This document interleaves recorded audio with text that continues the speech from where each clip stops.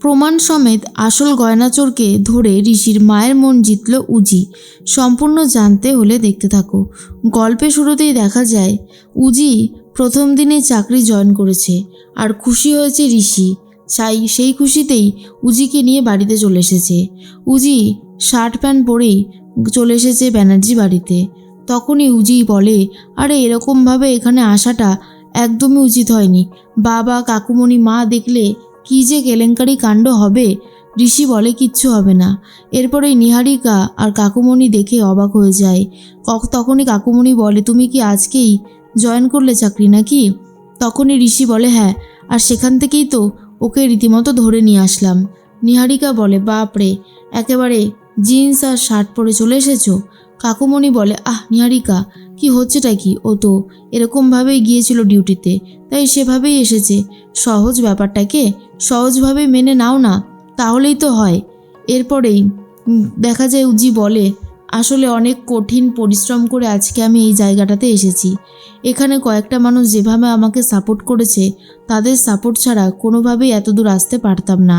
এর মধ্যেই চলে এসেছে ঋষির বাবা, আর ঋষির বাবা তখন বলে, আমি জানতাম যে উজিমা ঠিক নিজেকে একটা জায়গায় প্রতিষ্ঠিত করতে পারবেই।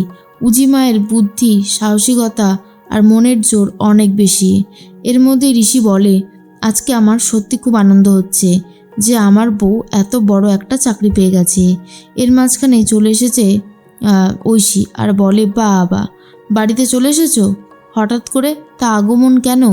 এবারে তো তোমার সাথে ভালোভাবে কথা বলতে হবে, না হলে তো আবার ভয় দেখাবে জেলে ভরে দিতে পারো, তাই না? উজি রীতিমতো কী বলবে নিজেই বুঝে উঠতে পারে না। তার মধ্যেই শোভাদেবী কাঁদতে কাঁদতে নিচে এসেছে আর বলে, জানো ঠাকুরপো, খেয়ার ঠাম্মি একটা হার দিয়ে গিয়েছিল খেয়াকে দেওয়ার জন্য। তো সেই হারটা ছিল লকারে ব্যাংকের। সেখান থেকে আমি নিয়ে এসে পালিশ টালিশ করিয়ে রেখেছি যে মেয়ের তো বিয়ে দেব, তখন এটা লাগবে। কিন্তু এখন আলমারি খুলে দেখলাম হারটা আর সেই জায়গাটাতে নেই। কোথায় গেল? কেন যে আমাদের সাথেই বারবার এরকম অন্যায় ঘটে, সেটাই আমি বুঝে উঠতে পারছি না। উজি তখন সবার দিকে তাকাতে থাকে। সন্দেহ কার দিকে বেশি হচ্ছে সেটা এখনও বুঝতে পারছি না উজি।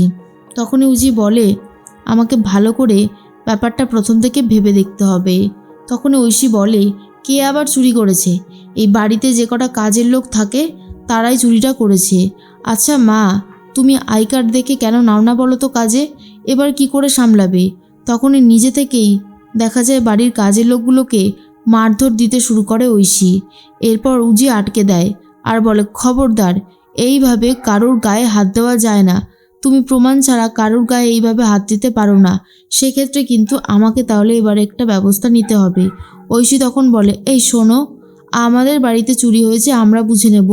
তুমি কেন এর মধ্যে নাক গলাচ্ছ সেটাই বুঝে উঠতে পারছি না।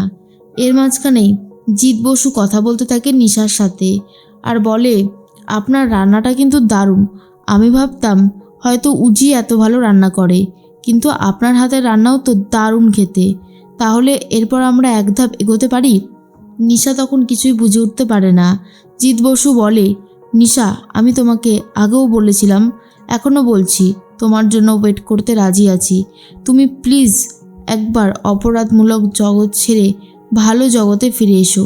দেখবে কতটা শান্তি পাবে। টাকা সবসময় শান্তি দিতে পারে না। মানসিক শান্তি পেতে গেলে তোমাকে শান্ত হতে হবে।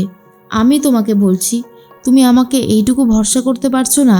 এরপর নিশা বলে, জানেন তো, আমারও না একটা স্বপ্ন ছিল, আমার ঘর সংসার হবে, সব কিছু হবে, কিন্তু এক লহমায় সেই স্বপ্নটা ভেঙে চুরমার হয়ে গেছে। কিন্তু জিৎ বসু বলে, তাতে কি হয়েছে? আমি তো আছি। আমি আপনার স্বপ্নটাকে আবারও সুন্দর করে সাজিয়ে দেব, যদি আপনি চান। এরপরে নিশা ইমোশনাল হয়ে পড়ছে। অন্যদিকে ঐশী বলে, এই কাজের লোকগুলোই চুরিটা করেছে, কিন্তু উজি চলে গেছে বাঁচাতে কাজের লোকগুলোকে, কারণ ঐশী কাজের লোকগুলোকে খুবই মারধর দিচ্ছিল আর বলছিল এটা এদেরই কাজ।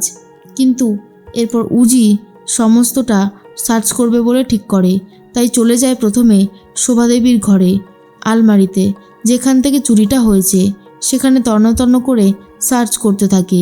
ঐশী তখন বলে, কি হচ্ছেটা কি? তুমি ঘরের মধ্যে ঢুকে কি করছো? কি সার্চ করছো তুমি? তোমার তো ধান্দা খুব একটা ভালো না। এরপরে উজি বলে, আমি এখানে এসেছি সমস্ত কিছু সার্চ করতে। তখনই ঐশী বলে, কেন কেন তুমি এখানে এসেছো, কিসের জন্য? এরপরেই ভালো করে চেক করে দেখে আর একটা জিনিস পায়। ঐশী তখন বলে, আমি চেক করব। তুমি কেন চেক করবে? এরপরে ঐশীকে ঘরের মধ্যে ঢুকিয়ে বাইরে থেকে ছিটকিনি দিয়ে দেয় উজি আর বলে, যতক্ষণ না আমার কাজ হচ্ছে ততক্ষণ তুমি এইভাবে বাধা থাকো। রীতিমতো শোভাদেবী বলে, কি হলো? আমি তো কিছুই বুঝতে পারছি না কি হচ্ছে। ঋষি বলে, দেখাই যাক না উজি চোরটাকে ধরতে পারে কি না। এরপরেই যখনই শোভাদেবীর আলমারি চেক করছিল তখনই একটা ক্রিস্টালের ব্রেসলেট খুঁজে পায়, যেটা কিনা ঐশীর। ঐশী ওই ব্রেসলেটটা বারবার করে পরে। ওই ব্রেসলেটটা যে ছিঁড়ে পড়ে গেছে সেটা খেয়ালও পর্যন্ত করেনি ঐশী। তারপরেই ঐশীর ঘরে গিয়ে ঐশীর আলমারি খুঁজতে শুরু করে দেয় উজি, আর কিছুতেই ঐশী খুঁজতে দেবে না। তখনই শোভাদেবী বলে, আচ্ছা ঠিক আছে, আমি বলছি কি একটু শান্ত হ। এই ক্রিস্টালটা রেখে দিয়েছে উজি। তারপরেই দেখায়, এই যে গয়নাটা দেখো তো, এটা কি না? এরপর শোভাদেবী বলে, হ্যাঁ এটাই তো সেই গয়না। ঐশী, তুই নিজের বোনের গয়না চুরি করেছিস? তুই এতটা নিচে নেমে গেছিস, আর কতটা নিচে নামবি বলতো? এরপর ঐশী আর কি বলবে বুঝে উঠতে পারছে না। ঐশী বুঝতে পারে সে ধরা পড়ে গেছে। তখন নিশা কথাই বারবার ভাবতে থাকে উজি, যে আমার দিদির তো অভাব ছিল, কিন্তু এদের তো কোনো অভাব নেই, কিন্তু এদের তাও চাই। শোভাদেবী বলে, তোর বিয়ের সময় তোকে আমি কত গয়না দিয়েছি, আর তুই এখন ছোট বোনের গয়নার দিকে হাত বাড়িয়েছিস? তো ছোট বোন কিন্তু কখনোই কিছু চায় না, সে নিজের মতোই থাকতে পছন্দ করে। এর মাঝখানে শঙ্খ বলে, আমি বলি কি? তখনই ঋষির বাবা বলে, খবরদার, তুমি আর একটা কথাও বলবে না। এই যত নষ্টের গোড়া তুমি, তোমার জন্য এসব কিছু হয়েছে। কাজকর্ম করবে না আর বাড়িতে বসে থেকে থেকে উল্টোপাল্টা কাজ করবে। আর ঐশী, নিজের বরকে তো শাসন করতেই পারিসনি, তার উপরে আবার তুই এত বড় একটা মিস্টেক করলি। এরপর ঋষি বলে, দিদি তোর গয়না লাগবে সেটা তো আমাকে বললেই পারতিস, এইভাবে চুরি করার কি ছিল? ঐশী তখন বলে, বলো বলো, সবাই মিলে একসাথে যা ইচ্ছা তাই বলো। কি বলবে আর বলো, চুপ করে গেলে কেন? শোভাদেবী বলে, আর কিছু বলতে চাই না, শুধু এটুকু বলতে চাই তুই যেই কাজটা করেছিস সেটা একদমই ঠিক না। এরপরে উজি ব্রেসলেট যেটা খুঁজে পেয়েছিল শোভাদেবীর ঘরে সেটা পরিয়ে দেয় নিশাকে, পরিয়ে দেয় ঐশীকে আর বলে, আমার দিদি তো অভাবের থেকে করে ফেলেছিল, কিন্তু তোমাদের তো অভাব নেই। গরিব দুঃখীদেরকে এইভাবে ফাঁসিও না, এইভাবে তাদের টাকা মেরো না। যা হবে ভালো হবে না, কিন্তু তোমাদেরকে অনেক টাকা অলরেডি সবাই দিয়েছে, কিন্তু সেটা ঠিকঠাকভাবে ব্যবহার করতে পারোনি। তবে এখন থেকে আর অন্যায় করো না, তাহলে কিন্তু আমি তোমাকে রীতিমতো জেলে ভরে দেবো। সেটা কি ভালো হবে?